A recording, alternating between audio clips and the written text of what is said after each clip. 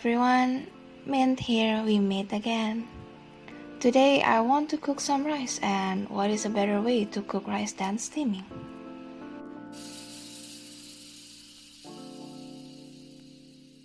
So, steaming is a cooking method that utilizes steam to cook food.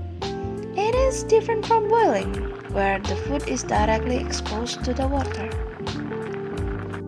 Now, let's talk briefly about rice for a second. So, white rice is a starchy endosperm part of the rice grain. It consists mostly of carbohydrates, accounting for the 87% of the total calories. The carbohydrates in the rice comprise of two components, amylose and amylopectin. The amylose content of the rice usually ranges from 20 to 25%.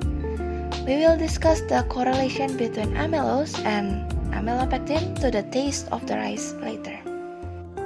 When starch is exposed to heat,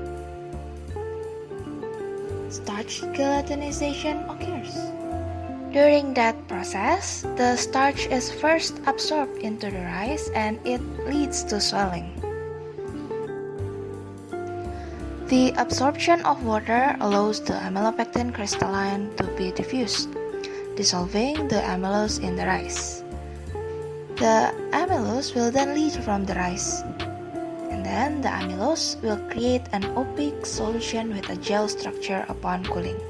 Meanwhile, amylopectin forms a translucent paste that remains fluid when cooled.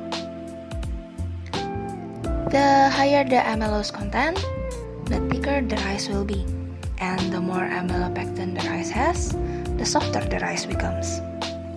The rice is soft and flaky in the range of 20 to 25% amylose content, and the gelatinization process itself improves the texture and thereby palatability of the rice.